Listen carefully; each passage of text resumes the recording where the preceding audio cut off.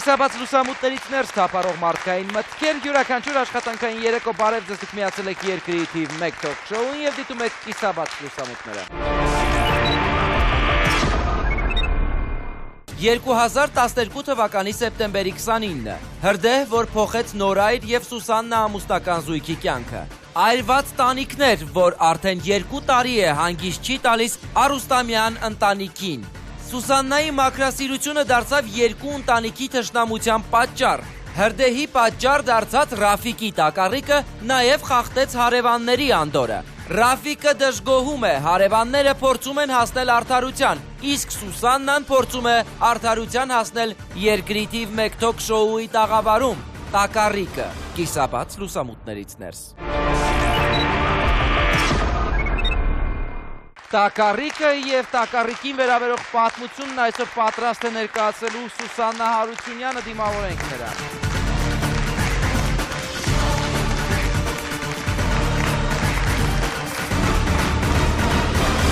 Բարի երեկո Սուսաննա, շնորհակալ եմ Կիսաբաց լուսամուտներին դիմելու համար և այսպես 2012 թվական սեպտեմբերի 29-ը։ Ինչ է տեղի ունենում, ինչ է անում և մաքրասիրություն ասվածը ինչու այսքան տրագիկ դարձավ։ Առավոտյան փորձեցի պատուհանի տակ մաքրել, ճանապարհին կոնֆետի թղթեր բան կար, մաքրել եմ, այրել թղթերը, մոտ 2 մետր հեռավորության վրա դրած էր Ռաֆիկ Գևորգյանի տակառիկը։ Ռաֆիկ Գևորգյանը ձեր հարևանն է։ Հարևան, այո։ Այսինքն դուք կիսում եք ընդհանուր պարիսպը։ 2 տուն կպած մի տանիքով, էլի։ Հա, կրակը հանգում է, կրակը հանգելուց հետո մտնում եմ ես ներս, որ մի բան բերեմ, ասի մոխիրը հավասարեցնեմ հողին։ Դուրս եմ գալիս, տակառից ծուխ է բարձրանում թեթև, դիմացի հարևանին կանչում եմ, գալիս է այդ պապիկը, իրա մոտիկ ընկերն ալնում, բա ոչինչ, մի վախեցի, ոչ մի բան չկա։ Բերում ջուր ենք լցնում, մոտ մի 20 դույլ ջուր ենք լցնում, տակառը սկսում է ուռել, տակից գազեր է տալիս, տրաքում է տակառը։ Լավ, դա ինչ տակառ էր։ Դա հեղուկ նայրի տաղել, բենզինով բացած, մոտ 7-ից 10 տարի, հարևաններն ասում են տեղ է եղել։ Մոտիկանում ենք այն մյուս հարևանին, կանչում, որ պետք է գա ու կրակը հանգցնի, բարձրանում է գրիշ, ծուխը չի թողում, երևա ոչ մի բան։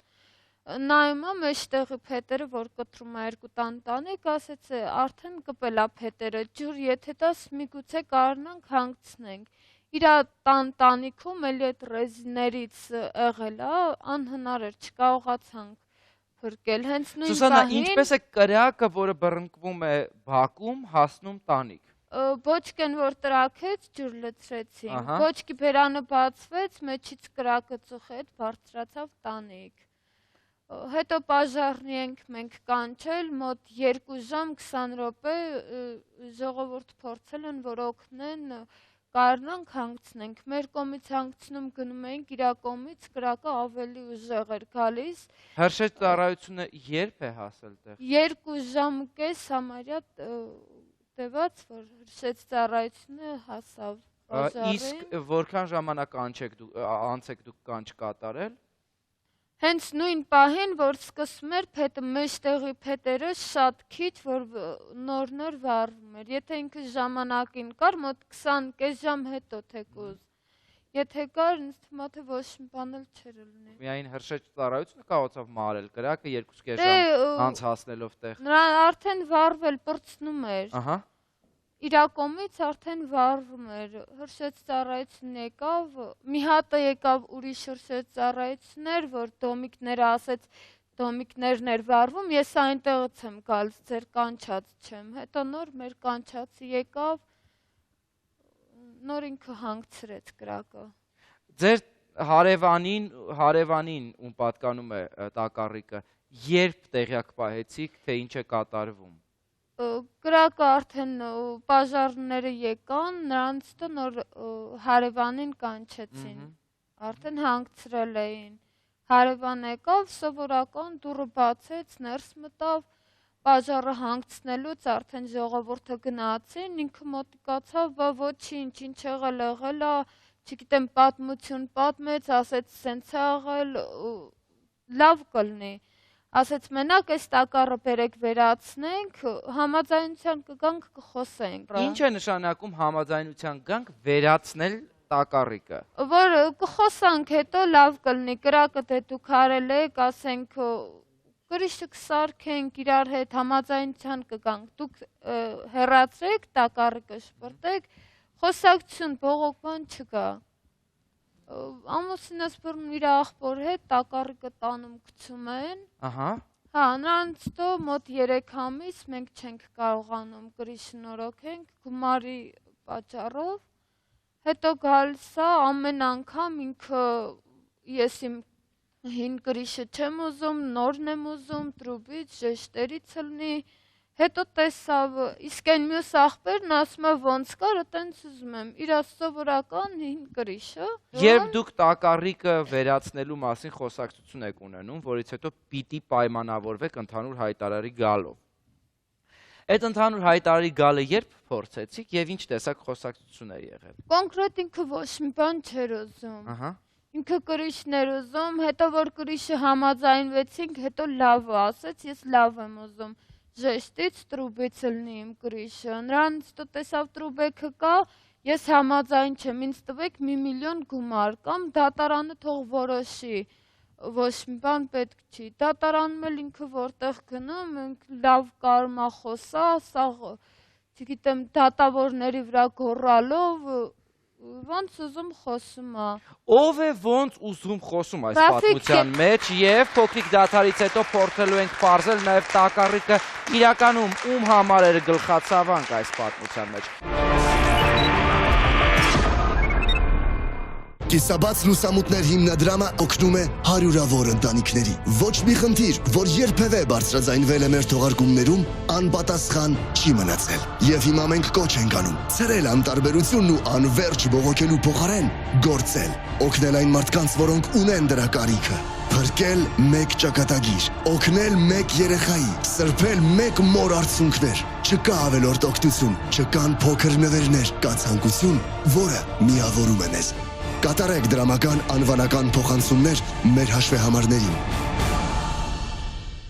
Երկրի թիվ 1 թոք-շոուն բացել է իր դռները բոլոր նրանց առջև, ովքեր օգնության, սեփական պատմությունները, խնդիրները եւ կարծիքները բարձրաձայնելու կարիք ունեն։ Բոլոր նրանց, ովքեր խճճվել են կյանքի բարդ իրավիճակներում։ Բոլոր նրանց, ովքեր հուսահատվել են։ Առաջին աշխատավարձով դու ինչ ես գնել։ Քուրիկիս համար մի բան կա մաքուր մեղր։ Ում կյանքը իրականության ու ստի մարտադաշտ է դարձել։ Մենք պատրաստ ենք օգնել։ Պոլիգրաֆ սարքի միջոցով ճշմարտությունը բացահայտելով 99.9%-ով։ Եվ բոլոր նրանք, ովքեր ցանկանում են հենց տաղավարից հետևել իրադարձությունների զարգացմանը։ Ես ուզում եմ օլիգարխ ուսուցիչ դառնամ։ Մասնակցել նկարահանումներին, ունենալ հնարավորություն հենց տաղավարում արտահայտել սեփական կարծիքը, կարող են զանգահարել մեզ եւ գրանցվել։ Բոլորին երջանկություն, goodbye։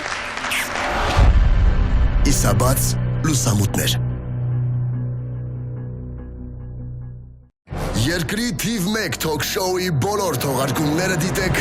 YouTube-ի ATV հեռուստաընկերության պաշտոնական ալիքում։ Արտահայտեք ձեր կարծիքը, ծավալեք քննարկումներ Կիսաբաց լուսամուտների Facebook-յան պաշտոնական էջում։ Հետևեք մեզ նաև Twitter-ում։ Ձեր կարծիքը կարևոր է մեզ համար։ Միացեք մեզ աշխարհի ցանկացած կետից։ Համացանցում մենք հասանելի ենք 24 ժամ շարունակ։ Կիսաբաց լուսամուտներ։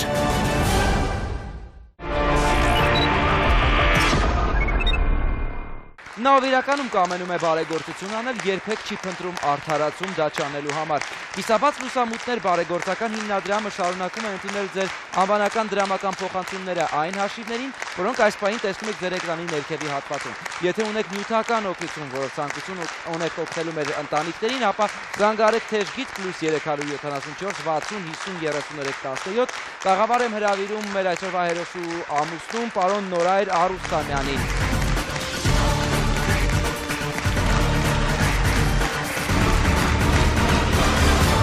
Բարի երեկո Նորայր, դուք բռնկվելու ժամանակ տանը չեք եղել եւ միայն կնոջ զանգից հետո եք հասել տուն։ Որքան տևեց զանգից մինչեւ ձեր տուն հասնել։ 10 րոպե հետո դուք ինչ տեսաք երբ եկաք տուն։ Եկա տեսա հարևանները սաղ բոլոր հարևաններով հավաքված էին, որին ճանաչում, որին չեմ ճանաչում։ այդ ընթացքում օգնություն էին բանանում, տան վեշերն էին հանում, ով ինչ կարում էր, էլի այնքան որ տունը որ փրկեին։ Մեր կողքի կանք, տենց երկուսով հելանք կրիշ, մինչև բաժարնու գալը, կրիշով փորձում ենք, որ հանգցնենք, չենք կարում։ Կրակն արդեն ամբողջ տանիքներ։ Արդեն ահա հասել էր երկու տանիքը բռնկվել էր։ Դուք որքան ժամանակ է ապրում եք այս տանը։ 4 տարի կլինի։ Հարևանություն արել եք Ռաֆիկի հետ։ Նենց որ գնալ գալ չէ, նորմալ ձևի ցույց էր տալի, պրոստա ինքը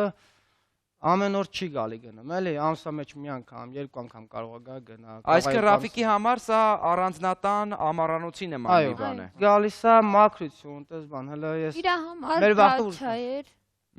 Դա չնի գալիս էին, չգիտեմ, ինչ-որ գործեր էր անում, բերքեր մշակում գնում էր։ Երևի ամիսը մի անգամ, երկու անգամ հազիվ գար։ Ինչ-որ մեքենայի այդ շարավոյի ռեզիները, ինչա, ամորտիզատորի տուլկիներ, տենց բաներ էր պատրաստում ինքը դրանով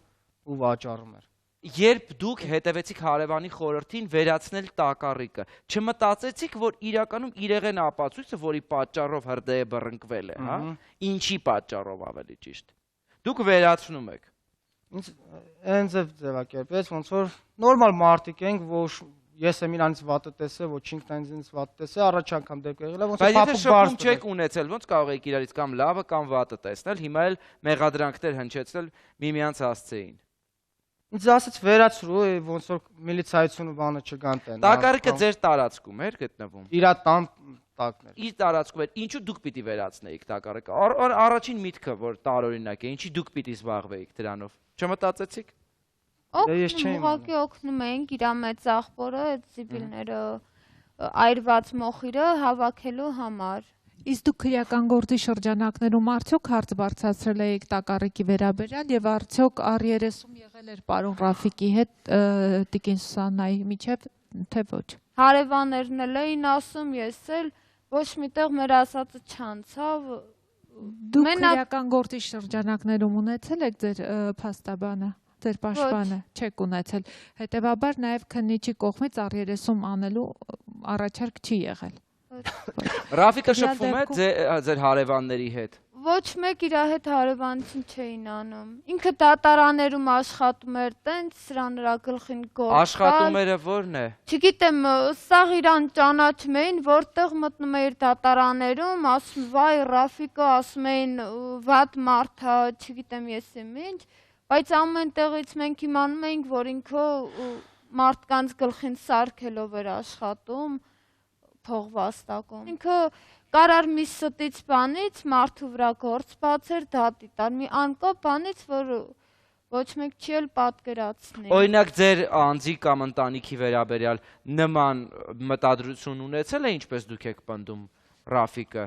Ոչ, կողքի հարևանին, չգիտեմ ինչ է եղել, մի ստից բանից դատի ա տվել, դաժե իմ փաստաբանս որ մի շաբաթ մնացել էր մեր դատին, գցեց կոմպյուտերը, ասեց ինքը մի շաբաթում ունի 29 դատ, ինքը էս մարդն է, իրան ոչ մեկ չի լսի, չգիտեմ ոչ մի բան չի անի, բայց ինձ մենակ օգնեց քրեականը, որ պարզեց տակառի մեջ ինչ կար։ Ես առաջարկում եմ հարևաններից մեկին ձեր, իսկ ավելի կոնկրետ տիկին Ալվարդին հրավիրել տաղավար, նա ևս այստեղ է, եկեք հասկանանք պատմությունը։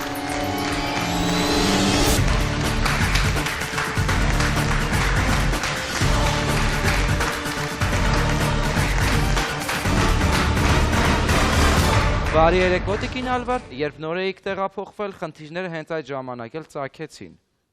Ինչի մասին է խոսքը։ Երբ ես նոր տեղափոխվել էի 2006 թվականին, մեր տուն եկավ մի երիտասարդ քննիչ, ասաց, որ Ռաֆիկի տունը գողություն են արել, ինչ-որ անտիկվար, ինչ-որ գրամոֆոն, ես չեմ հասկանում ինչ, գողացել են, գրեք, ես էլ գրեցի, որ ես նոր եմ եկել ու իրան դեռ չեմ էլ ճանաչում։ Ու ես հարցրեցի, ինչի պետքա Դաչայում, երբ որ Դաչայում ապրում են եւ անընդհատ փակա ու լավ գիտեն, որ գողություններ շատ ա լինում, ինչի պետքա անտիկվար ապրանքը պահեն Դաչայում։ Ու այդպես գրեցի գնաց ու հետո հետագայում արդեն իմացանք, որ ինքը ընդհանրապես բոլորին դատի է տալիս ու աշխատեցի։ Ձեզ դատի տվել է օրինակ։ Չէ, ուղղակի լսել եմ։ Մենք մտանք դատարանի նիստերի դալիճ, երբ որ դատել պետք լիներ, ընդմիջմանը Միկին մտավ դատարան ու ասաց դուք սրա հետ ինչ գործ ունեք, ձեզ էլ է հասել սա։ Ու այդպես հասկացանք, որ ինքը անընդհատ մեր նիստից հետո էլի ուրիշ նիստի պիտի մասնակցեր ու սենց բոլորի հետ։ Ու շատ դեպքեր լսել ենք, որ ինքը անընդհատ բոլորին դատի է տալիս ու չգիտես ինչի։ Լավ, եկեք շարունակենք ձեր հարևաններին էլ լսել, կիսաբաց լուսամուտները եղավ դեպքի վայրում, ահա թե տեսախցիկի առաջ ինչ էին պատմում հարևանները։ Մեղավորություն իրեն էլ ունի, որովհետև իր բակը եթե ստեղ չլեր, քիմիական նյութով դրված, այդ պաժարը չէր ելնի, կոնֆետի թղթով հնարավոր չէր պաժարելներ, պետետի ենթադրեք կոնֆետի թուղթը հասրեց ընդեղ, խիղճեր լավ բանա, ճիշտ պետք է վերաբերվել, եթե վկա են պահանջում, վկան ասում է այսպես է, խե նրանք իր ասածով վերաբերվում, թող իր ասածով չվերաբերվի, վկաների ասածով վերաբերվի, յարդի ամեն մարդ ուզում է չոր ելնի։ Մի 2 տարի առաջ երևի, սեպտեմբեր ամիսն էր, տեղ այդ աղջիկը իր բակը ավլելուց, մի փոքրիկ կրակ էր արել, որ այդ մաքրվի։ Գնանք տեսնենք, այդ կողքը մի փոքրիկ ոչկա էր դրված, ու ինձ ուռել էր այդ ոչկան։ Ու մի 2 րոպե հետո բան եղավ, պայթյուն, ոնց որ սալյուտ լիներ, գմ, ու հայրվեց այդ կպավ տանիքին, 2 դե տանիքների տների արանքում էր։ Ռաֆիկի հետ հասակ դատարան, բայց մինչ դատարան հասնելը եղավ այն խոսակցությունը, որի համաձայն դուք պիտի պայմանավորվեիք եւ ընդհանուր հայտարարի գալ։ Ենթադրում եմ ձեզ հետ պիտի լիներ նորեր։ Այո։ Որ համաձայնեմ, եթե մեր մեղքով կրակը անցել, այդ պատի տակը քո բոշկենը բռնկվել է, եթե մեր մեղքով էլ է։ Պատրաստ ենք սարքելու։ Եվ ինքը այդ ժամանակը ավազ բերեց, ցեմենտ բերեց, քարեր բերեց, որ կրիշի այդ տանիքը, այդ սյուները քարերով շարեցինք, ահագին վաղտ անցավ, ասեցին, բա հիմա, ասի, էսի սարքեցինք բրծանք, հիմա ոնց ենք անելու, բա ասեց, կսպասեք ես կասեմ, կամ նոր մատերիալով պիտի սարքեն կամ հնով։ Այդ ձև ասեց թազա ժեշտ եմ ուզում, թազա տուրբեք եմ, ասի լավ, համաձայն ենք, պատրաստ ենք սարքելու։ Դες մի քանի օր ճիշտ է գումարից նեղում ենք բան, հետո տուրբեք ճարեցինք, բերինք, որ սարքենք, նոր ինքը ասես, չէ ասում, տվել եմ արդեն դատարան, թո դատարանն է որոշի։ Այդ մինչև այդքան ենք սարքել։ Այդ ժամանակ մի 50,000-ը ես ծախսեմ անում։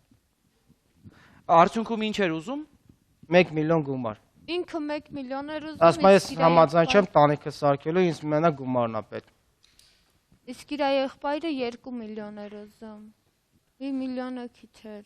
Որպես փոխհատուցում։ Կրիշը ասում է ինչ որ կրիշից տակից գողություն ես արել, հետքերը կորցրել ես, դրա համար պիտի բան անես, պատասխան։ Իսկ ինչ էիք գողացել։ Տենց էլ չենք իմանում։ Ես էլ ասի, եթե գողացել ենք, իմ տունն էլ քո տունն էլ երկուսը իրար հետ պիտի վառեն։ Ասում հա, էդի հետքերը կորցնելու համար տենց է սարել։ Եվս մեկ փոքրիկ դադար, որից հետո կիսաբաց լուսամուտները վերադառնում է տաղավար փորձելու համար իրական այս պատմության մեջ ով ու միտ ինչ է պահանջում ու ինչի համար։ Երկրի թիվ 1 թոք-շոուն բացել է իր դռները բոլոր նրանց առջև, ովքեր օգնության, սեփական պատմությունները, խնդիրները եւ կարծիքները բարձրաձայնելու կարիք ունեն։ Բոլոր նրանց, ովքեր խճճվել են կյանքի բարդ իրավիճակներում։ Բոլոր նրանց, ովքեր հուսահատվել են։ Առաջին աշխատավարձով դու ինչ ես գնել։ Քուրիկիս համար մի բան կա մաքուր մեղր։ Ում կյանքը իրականության ու ստի մարտադաշտ է դարձել։ Մենք պատրաստ ենք օգնել։ Պոլիգրաֆ սարքի միջոցով ճշմարտությունը բացահայտելով 99.9%-ով։ Եվ բոլոր նրանք, ովքեր ցանկանում են հենց տաղավարից հետևել իրադարձությունների զարգացմանը։ Ես ուզում եմ օլիգարխ ուսուցիչ դառնամ։ Մասնակցել նկարահանումներին, ունենալ հնարավորություն հենց տաղավարում արտահայտել սեփական կարծիքը, կարող են զանգահարել մեզ եւ գրանցվել։ Բոլորին երջանկություն, goodbye։ Կիսաբաց լուսամուտներ։ Կիսաբաց լուսամուտներ հիմնադրամը օգնում է հարյուրավոր ընտանիքների։ Ոչ մի խնդիր, որ երբևէ բարձրաձայնվել է մեր թողարկումներում, անպատասխան չի մնացել։ Եվ հիմա մենք կոչ ենք անում ցրել անտարբերությունն ու անվերջ բողոքելու փոխարեն գործել, օգնել այն մարդկանց, որոնք ունեն դրա կարիքը։ Փրկել մեկ ճակատագիր, օգնել մեկ երեխայի, սրբել մեկ մոր արցունքներ։ Չկա ավելորդ օգնություն, չկան փոքր նվերներ, կա ցանկություն, որը միավորում է մեզ։ Կատարեք դրամական անվանական փոխանցումներ մեր հաշվեհամարներին։ Երկրի թիվ 1 թոք շոուի բոլոր թողարկումները դիտեք YouTube-ի ATV հեռուստաընկերության պաշտոնական ալիքում։ Արտահայտեք ձեր կարծիքը, ծավալեք քննարկումներ Կիսաբաց լուսամուտների Facebook-յան պաշտոնական էջում։ Հետևեք մեզ նաև Twitter-ում։ Ձեր կարծիքը կարևոր է մեզ համար։ Միացեք մեզ աշխարհի ցանկացած կետից։ Համացանցում մենք հասանելի ենք 24 ժամ շարունակ։ Կիսաբաց լուսամուտներ։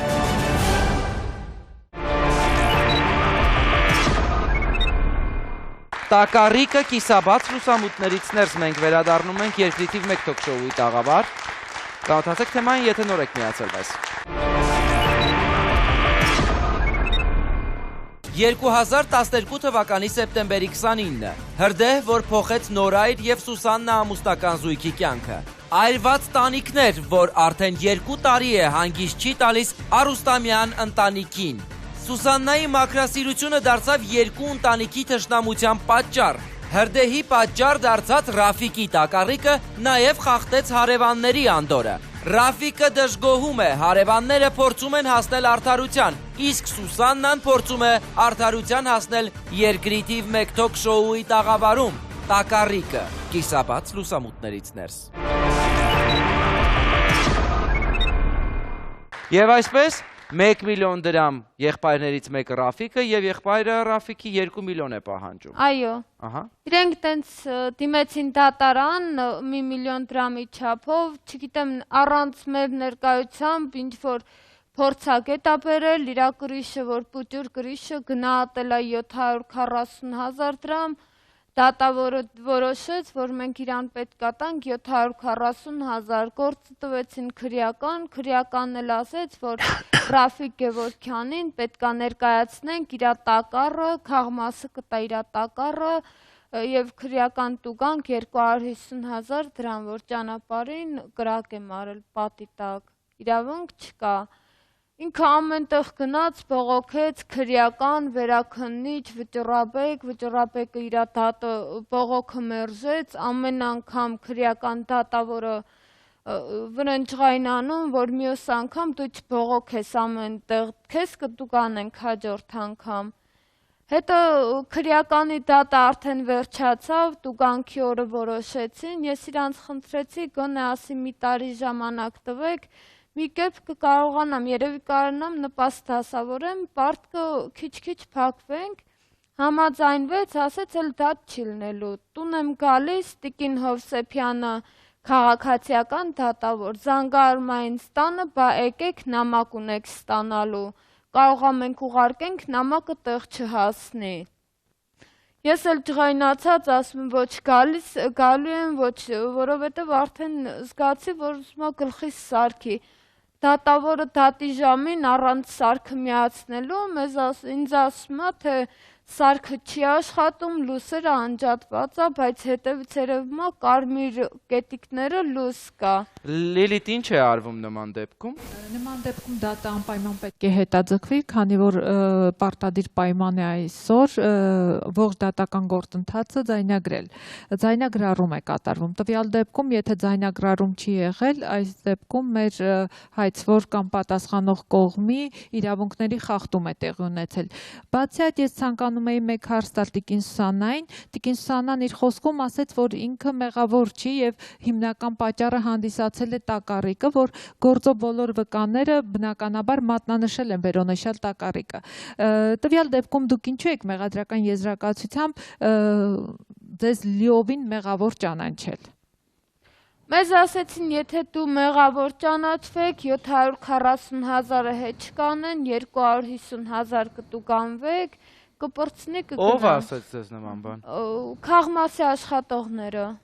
Եթե կարելի է անուն ազգանունը, որովհետև ոչ ոք իրավունք չուներ ձեզ ուղղորդելու, հետևաբար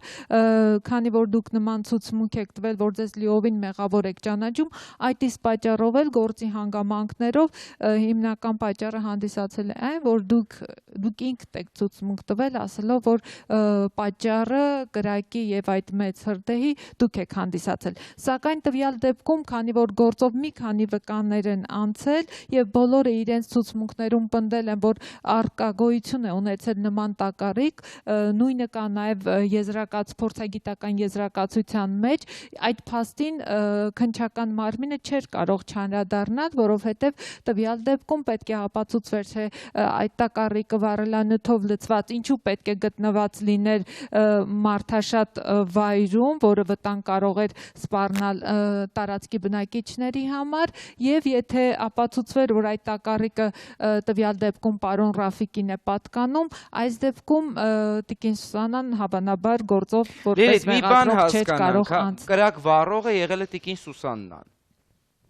Եվ տիկին Սուսաննայի կրակն է եղել պատճառ, որ բռնկվել է հարևանի տակառիկը, ինչով որ լցված է, դեռ ապացուցված չէ։ Այս դեպքում մեղավորությունը Սուսաննային է, չէ՞, կրակը վառողը ինքն էր, թե հարևանի տան տակառիկը ինչով էր լցված, որը քո կրակի պատճառով է բռնկվել։ Տվյալ դեպքում շատ կարևոր է պատճառահետևանքային արդյունքը։ Այս դեպքում պատճառահետևանքը չէր կարող լինել նման կարգի հրդեհը, քանի որ ինչպես տիկին Սուսանան իր խոսքի սկզբում ասեց, ընդամենը փոքրիկ թղթի կտորներ են եղել եւ նման թղթի կտորներով չէր կարող նման հրդեհ բռնկվել, եթե չլիներ վերոնշյալ տակառը, որը գործի հանգամանքներով ես նույնիսկ կրկնվեմ, բոլոր վկաները մատնանշել են եւ նույնը եղել է եզրակացության մեջ, այո, որ արկա է եղել նման մի տարան, որի մեջ եղել է այրող հեղուկ, որը նույնպես նշվում է, որ արկա է բեզին տեսակի հեղուկ, վառելանյութ։ Ներողություն, ես հիմա որևէ մեկին պաշտպանելու եւ մեկին էլ մեղավոր ճանաչելու բացարձակ միտում չունեմ, բայց արդարացի լինելու համար ես որպես քաղաքացի իմ պատկերացումներն եմ կիսում ձեր բոլորի հետ։ Ես ունեմ իմ բակում տակառիկ։ Ինձ ինչ-որ մեկը օրենքի տառ է, արգելում է ունենալ տակառիկ հրակայուն ինչ-որ բանով լցված։ Բնականաբար դուք կարող եք ցանկացած տեսակի տակառիկ ունենալ, բայց եթե այդ տակառիկի մեջ այո այրող նյութ կա, որը կարող է շրջապատի միջավայրի համար վտանգավոր հետևանքներ ունենալ, բնականաբար դուք պարտավոր եք ու պատասխանատվություն եք կրում այդ տակառիկի համար եւ պատշաճ ձևով այն պետք է այնպիսի թաքստոցում լինի, որը վտանգ չպետք է սպառնա։ Շատ լավ, ես հիմա պրիմիտիվ օրինակ եմ բերում, մեզանից շատերն ունեն ավտոմեքենա, որը եւս ունի տակառիկ, այս դեպքում մեքենայի վառելյալ նյութը պահելու համար։ Շատ անգամ բռնկվում է դա։ Այո, այսինքն մենք իրավունք ունենք մեքենա ունենալու, եթե օրինակ հարևանս այրում է իր տանը, իր բակում տերևներ։ Եվ այլն, այսինքն ես ուզում եմ հասկանալ, բա մեղավորության պատճառի չափաբաժիններն այստեղ ինչպես են բաժանվում։ Տվյալ դեպքում համեմատությունը անհամեմատելի է, որովհետև հրակայուն նկատի ունեմ։ Այո, բայց մեքենայի տակառիկը, այսպես ասած, փոխաբերական իմաստով ասեմ, տակառիկ բավականին ապահով, անվտանգ է համարվում, որովհետև մեքենան պատրաստելուց բոլոր անվտանգության կանոնները պահպանվում են եւ բնականաբար դա չի կարող շրջապատին եւ հասարակության համար վտանգ սպառել։ Ձեր հարևանը, որը դուք ասացիք, որ նա ինչ որ գործունեություն է ծավալել, նա լիցենզիա կամ ինչ որ մի բան դուք իրան չունի, չէ՞։ Իսկ դա Դառնա ոնց որ գախնի ինքը գործա։ Հա, բայց դուք դա այդ հարցը բարձրացրել եք, որ նա փաստորեն ես հասկացա, որ դա ամառանոցային տեղանք է, չէ՞ ձերը։ Նա փաստորեն ամառանոցային տեղանքում կատարել է առանց լիցենզիայի, առանց սահմանված օրենքների, հա, առանց թույլատրությունների, նա ինչ որ գործունեություն է կատարել, որտեղ նա օգտագործել է այդպես պայություն այդ տարբեր նյութեր եւ պայությունավտանգ եւ արդյոք նա դրա համար նա պատասխանատվություն չի կրում։ Բայց վերացրել են այդ տակառիկը, վերացրել են։ Ոչ, մենք հետ ենք բերել այդ տակառիկը ու մեր ստեղ գալը հենց դրա համար էր, որ ոչ մեկ հաշվի չառավ։ իր տակառը ոչ մի օրենք, ոչ մի բան գոյություն չունի, մենակ քրեականը, որ կարողացավ պարզի ամեն ինչ։ Իմ համար մի ուրիշ բան կա։ Հիմա այդ տակառիկի հետ կապված Լիլիթ, եթե մենք ուշադրություն ենք դարձնում, հա, հանրային տարածքում ավելի կոնկրետ Պարիսպը,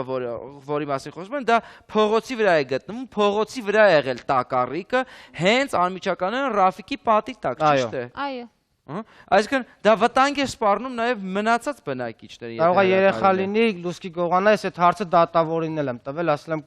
հիմա կինս չի վառել, եթե իմ երեխան, եթե լուսկի, որ մի երեխա լուսկի չի գողանում տնից, բա որ այդ ընթացքում որ վառի կողը, երեխուն որ մի բան լինի, կարողալու է պատասխան, ասում է երբ որ այդ դեպքը կլինի նոր կանդրանանք դրան։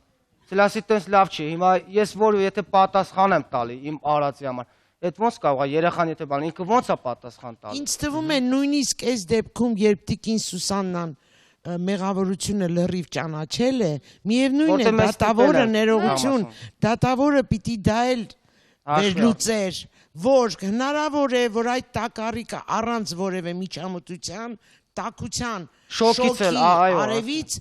Եվս պայթեր եւ լիներ պայթյունավտանգ։ Տիկին Այդա, կլիներ այդպես կքննարկեին այդ դեպքը, դատավորը հստակ պատասխանել է։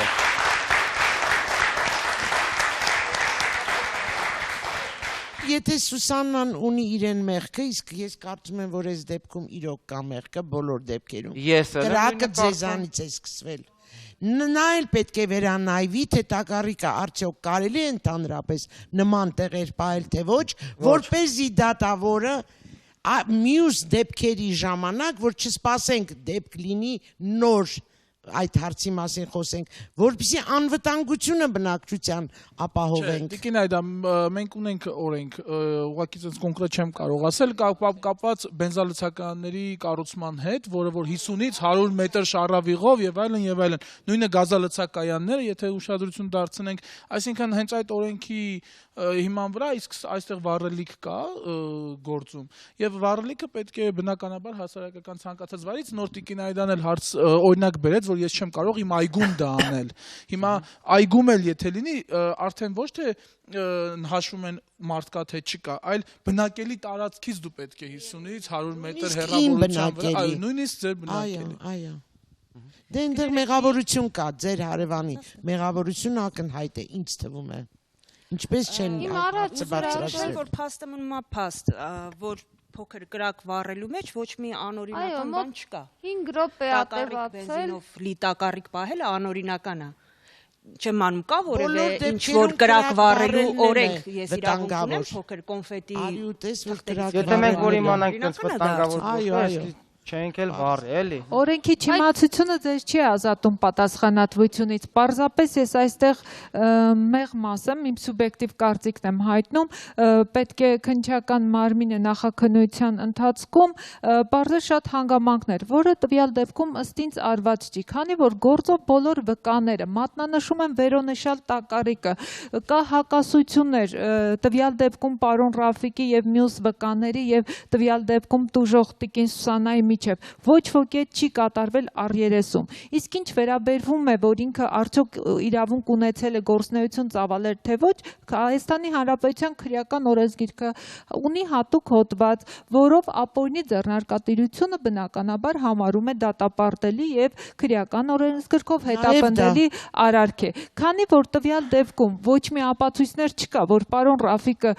քրեորեն հետապնդելի արարք է արել, այսինքն ապօրինի գործունեություն է իրականացնել, կարող էր այդ մասով նախաքննության մարմինը չանդրադառնալ, սակայն որ պարտավոր էր անդրադառնալ վերոնշյալ տակառիկին ու առերեսում անել, որով գործի հանգամանքները այլ ընթացք ու ելք ունենային, դա բնականաբար հստակ է։ Տվյալ դեպքում տեղի է ունեցել անփութություն նախաքննության մարմնի կողմից։ Պարզապես նախաքննության մարմինը հիմք է ընդունել փորձաքննության թիվ 68-12-04-210 եզրակացությունը, որով ուղղակի սահմանվել է, որ նման չափի, այսինքն մոտ 740,000 դրամի չափով վնաս է կրել տվյալ քաղաքացին, պարոն Ռաֆիկը։ Բայց հետագայում ես գործի նյութերը մի փոքրիկ ծանոթանալուց հասկացա, որ տվյալ դեպքում եւ քաղաքացի քաղաքացիական գործով է գործ քննվել եւ քրեական գործով է գործ քննվել։ Եթե ես ուղղակի իմ խորհուրդը կտամ այսօրվա մեր հյուրերին, որ տվյալ գործի հանգամանքներում իրենք ոստիկանապետին համապատասխան հաղորդում տան, որ խնդրում են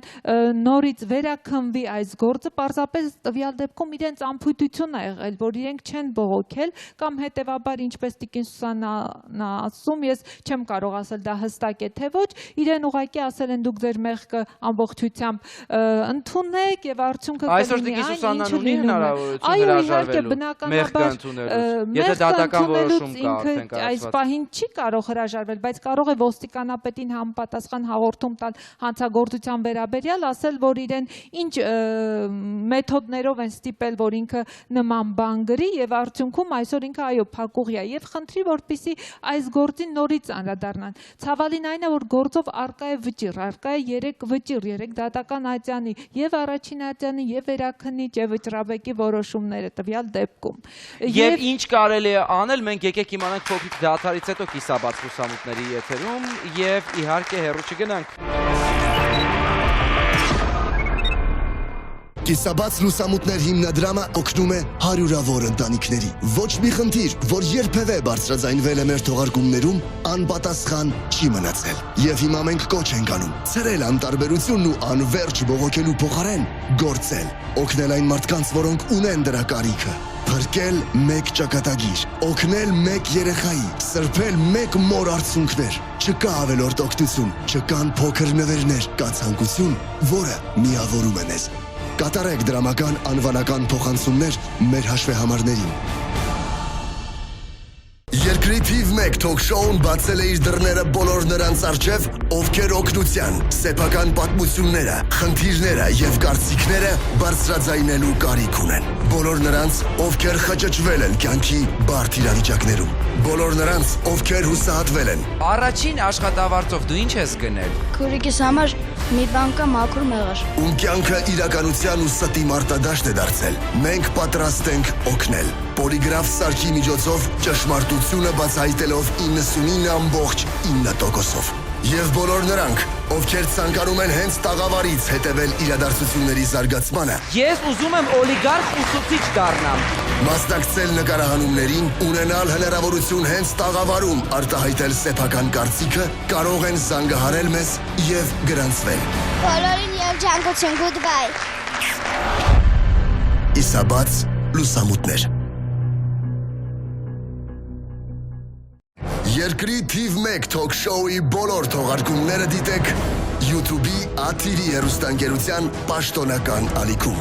Արտահայտեք ձեր կարծիքը, ծավալեք քննարկումներ Կիսաբաց լուսամուտների Facebook-յան պաշտոնական էջում։ Հետևեք մեզ նաև Twitter-ում։ Ձեր կարծիքը կարևոր է մեզ համար։ Միացեք մեզ աշխարհի ցանկացած կետից։ Համացանցում մենք հասանելի ենք 24 ժամ շարունակ։ Կիսաբաց լուսամուտներ։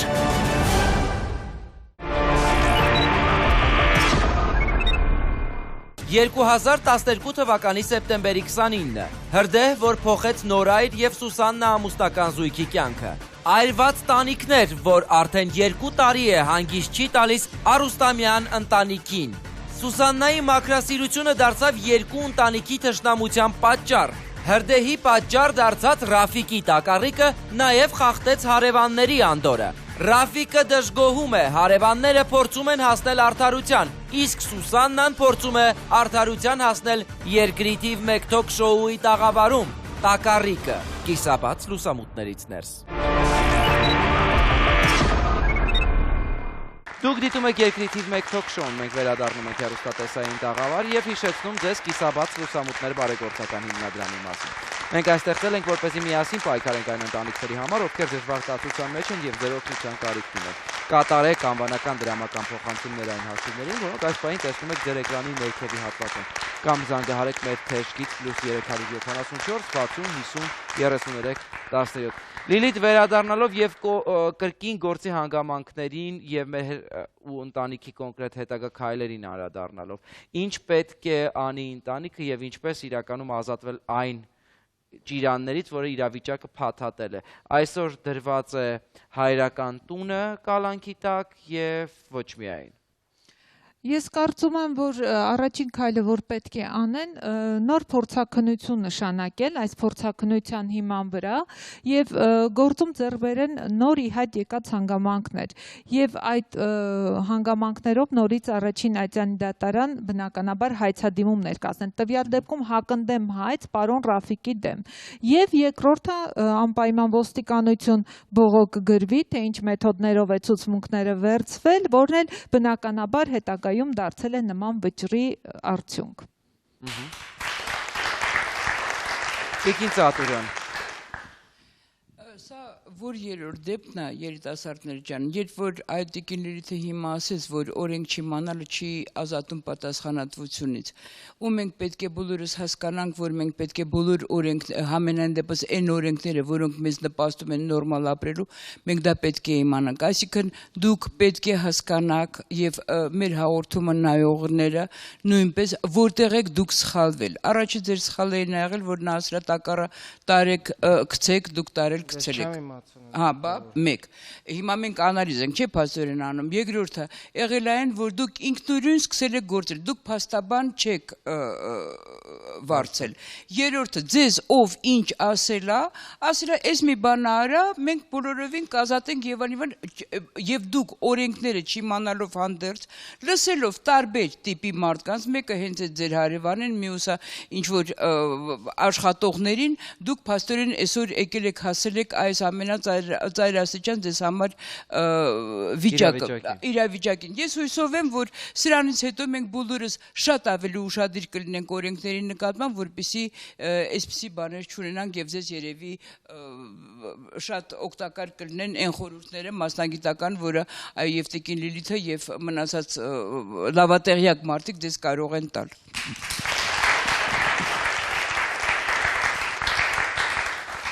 Լիլի դեռ մեր հեռուստաընկերության եթերում անհայտ են մնում, թե երբ են խաչվելու հետքերը, այնուամենայնիվս ձեզ այս պատմության մեջ երբ ու ինչ կերպ կխաչվեն դրանք։ Օրենքի սահմաններում քրեական գործ բացել ես սկսեցի նրանից, որ եկեք հասկանանք, ասենք կրակ վառելու ինչ որ Լիլիթին երևի այդ հարցը դիմեմ։ Ինչ որ չափեր կան, ես ինչքան որ չափի կրակ իրավունք ունեմ վառել իմ տարածքում։ Կա տենց բան։ Կրակից խաղալ չի կարելի ընդհանրապես։ Չկա ընդհանրապես, այսինքն ես իմ փոքրիկ աղբի վառելու մեջ դա անօրինական է փոքրիկ ինչ որ աղբ վառել։ Ոչ անօրինական չէ եւ կարծում եմ շատ քաղաքացիներ առավել եւս ավաններում նման ձևով են աղբը փորձում ավելի մանրացնել եւ բնականաբար վերացնել։ Ես ճիշտն ասած ուղղակի ուզում եմ գտնեմ Սուսանայի մեղքը, չեմ կարողանում գտնել Սուսանայի ինչ որ, որովհետեւ ընդհանրապես մի փոքրիկ ձեր ասելով բոլորը մեր մոտ մի քիչ աղբից ձերբազատվելու համար փոքրիկ կրակ են վառում եւ այլն։ Հասուն կինը չգիտի աղբը փոքրիկ չի կարելի տակառիկի մոտ վառել։ Սուսանա ջան, գիտեիք որ տակառիկը հենց տեղ է գտնվում եւ գիտեիք ինչով է լցված այդ տակառիկը, գիտեիք որ բենզին։ Չենք իմացել, իսկ իմ արած կրակս մոտ 2 մետր հեռավորության վրա է։ Ձեր տանից 2 մետր հեռավորության։ Իմ արած կրակից 2 մետր։ Կրակից մոտ 2 մետր հեռավորության վրա էր, իմ արածի տաքությունից դա եղավ։ Ինքը ուռած էր, արևի տակ դրած ուռած էր, իմ արածի տաքությունից։ Մի օր վառվելու էր, դա այո, ամիսեր։ Ящик Պանդորы։ Մամիկոն։ Կարծում եմ բազմիցս անգամ մենք տեսել ենք նաև, որ կանաչապատում իրականացնող աշխատակիցներն են այդ այրել տերևներ, բազմաթիվ տենց աղբան, այսինքն այստեղ հանգամանքը հենց տակառիկի հետ է կապված, որովհետև հենց տակառիկն է պատճառը, չէ, որ ինքը տրաքել է, այսինքն հենց մենք պետք է ոչ թե արգելենք կրակը վառելը, որը որ գիտենք նպատակը դրա, այլ մենք պետք է արգելենք ինչ-որ անճանաչելի նյութերի արկայությունը մեր հասարակությունում եւ հասարակական վայրերում, որովհետեւ փողոցը կարծում եմ արդեն իսկ հասարակական վայր է։ Ձեզ ցանկանում եմ քաջառողջություն, գոտեպնդում եւ կարողանաք ձեր իրավունքները պաշտպանեք մինչեւ վերջ, բայց կարծում եմ, որ մինչեւ վերջ էլ պաշտպանված ինչքան որ կա, այդքանն է։ Ուստի Նորից, հա, եթե հնարավորություններ կգտնեք, եթե կկարողանաք ինչ-որ ձև լուծումներ գտնեք, իմացեք, որ հասարակությունը տեսնելով ձեզ պետք է ավելի զգույշ լինի եւ գոնե դաս լինի, որ մյուս անգամ դուք նման քայլերում իմանաք, որ մարդիկ այդքան էլ վստահելի չեն շատ դեպքերում, մարդիկ կարող են լինել միայն առաջին հայացքից հրեշտակ եւ կարողանաք այդ մարդկանց գոնե շատ չվստահեք, որ կարողանաք ձեր իրավունք իրավատեր լինեք, հետաքրքիր է։ Այնուամենայնիվ հաջողություն եմ մաղթում ձեզ։ Հուսանք, որ կարողանաք մի բան անել։ Շնորհակալություն Տիկին Աիդա, լսում եմ ձեր։ Սա նմանվում է Հանճարեղ դասական ֆիլմի Հանճարեղ Արման Կոտիկյանի Տակարիկի պատմությանը եւ բոլոր դեպքերում ես սիրելիս տեսնում եմ մի փոքրիկ անուշադրություն ձեր կողմից, որ կարելի է առավել ուշադիր լինել, մենք ապրում ենք այնպիսի վայրում, որ եւ շոկից, եւ քամուց, եւ ամեն ինչից կարող էր բռնկվել, ասում են ժողովուրդը ասում է դեպքը մի անգամ է լինում, հուսով եմ, որ այլևս այսպիսի պատմությունների մեջ չեք ընկնի դուք, բայց պարոն Ռաֆիկին խնդրենք, թող մի քիչ գումարը իջացնի էլի, անհարմար է,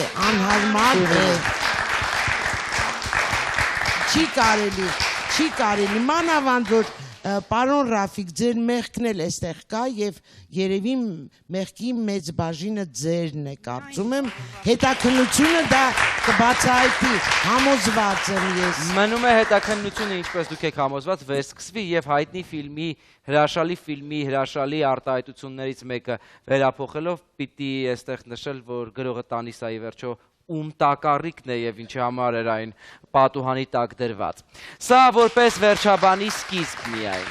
Վերջում ցավով պիտի նշեմ, որ այս ամբողջ թողարկումը պատրաստելու ժամանակ բազում փորձերին պարոն Ռաֆիկի հետ կապվելու կիսաբաց լուսամուտները միշտ անհաջողության էր բախվում։ Սկսած առաջին օրվանից պարոն Ռաֆիկը լսելով, որ մենք կիսաբաց լուսամուտների խմբագրությունից ենք զանգահարում, միանգամից անջատեց հեռախոսը եւ դրան հաջորդող բոլոր օրերին հեռախոսը կամ կոնկրետ պարոն Ռաֆիկը կիսաբաց լուսամուտների համար անհասանելի էր։ Թե ինչպես կշարունակվի այս պատմությունը ժամանակը ցույց կտա, բայց որ պատմությունն ունի երկու կողմ եւ պետք չէ մի կողմից նայել, դա արդեն միանշանակ է։ Ու վերջին խոսքը կուզեմ նաեւ ասել մեր հեռուստադիտողին։ Հարգելի հեռուստադիտող, եթե դուք տեսնում եք, որ ձեր իրավունքները ոտնահարվում են եւ եթե չունեք օրինակ փաստաբան, ապա փաստաբանների պալատ դիմելը յուրաքանչյուր առիթով կարելի եւ օրենքի սահմանում է։ Ձեզ կտրամադրեն անվճար փաստաբան եւ մի թողեք, որպեսզի դատական բոլոր ատյանները անցնեք եւ դանակը ոսկորին հասած միայն կիսաբաց լուսամուտներին դիմեք։ Սկզբից եւ հետ ավելի ուժեղ կլինենք, եթե միասին պայքարենք, զանգահարեք ու դարձեք մեր ծրագրի հերոսը։ Առողջ ու երջանիկ եղեք, կհանդիպենք ցտեսություն։